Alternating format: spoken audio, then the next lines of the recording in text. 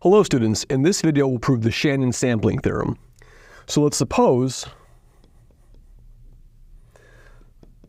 that f hat is supported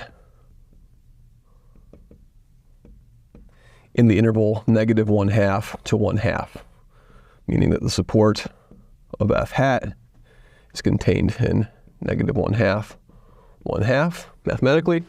And these functions are called band-limited, so f in this case, so f is called band-limited. Okay? So in other words, its Fourier transform is compactly supported. So in other words, these functions over here, so if this is the xc axis and here's the f hat axis, then the Fourier transform is localized to this interval between 1/2 and -1/2. So your Fourier transform might do something like this, and then there's 0 outside that. So you have a compactly supported Fourier transform, okay? Now, the Shannon Sampling Theorem says that we can recover the function's value. It's just that the integers, if such a situation exists, right? So now the key feature of this is that we can now write, so recall, the Poisson summation formula.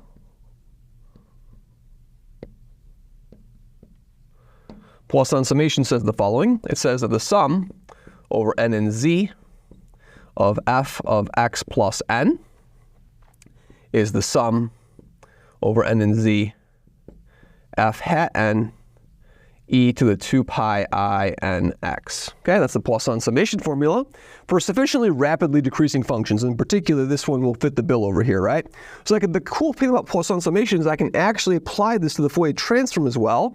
And using the fact that the Fourier transform is just a function composed with negative x, right? So we're going to use this fact over here that if you do the Fourier transform twice, if you do f hat hat of x, that's the same thing as f of negative x, okay? Excellent. So in other words, the double Fourier transform is composition with negative x, okay? Excellent. So now what I'm going to do is I'm going to say, okay, well, I can look at for any xc in the interval -1/2 to 1/2, we can apply Poisson summation. I know that f of xc is the sum over n and z of f hat, of course, hat xc plus n. Because if I shift by any integer, there's only going to be one value of n which works here. The value when n is equal to 0 is going to be f hat of xc, f hat xc plus 1, f hat xc plus 2, f hat xc plus 3, f hat xc minus 1, minus 2, minus 3. All those values are 0 because they're out because the function's band limited, right? So now this is going to be what?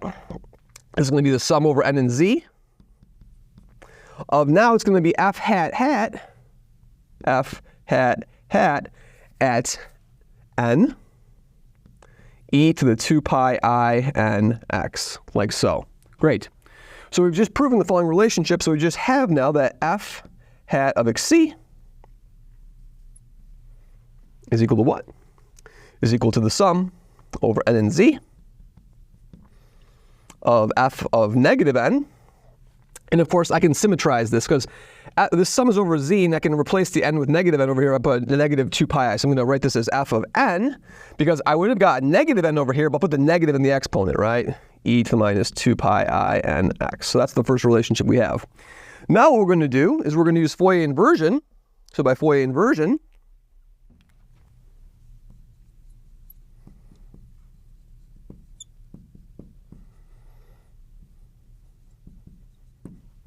f of x is the integral over r of f hat xc e to the 2 pi I x xc dxc.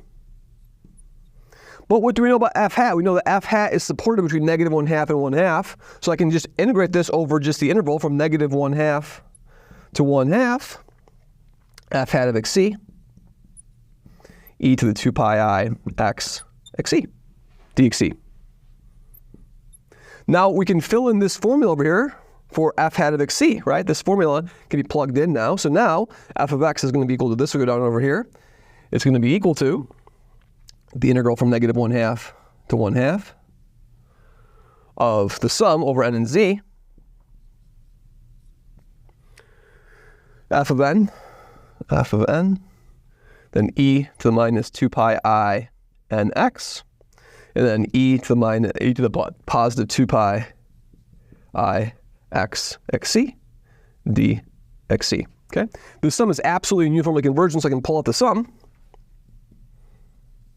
N and z, f of n, and then integral from -1/2 to 1/2, e to the negative, or e to the 2 pi I x minus n, xc, dxc. And of course, this is just the Fourier transform of the characteristic function between -1/2 and 1/2, and that's just the sinc function, right? So this is equal to the sum over n and z, f of n, and then the sine of pi x minus n over pi x minus n.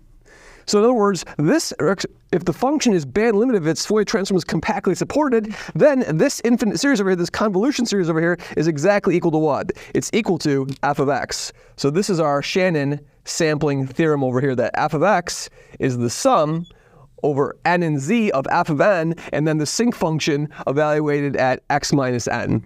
Thank you very much.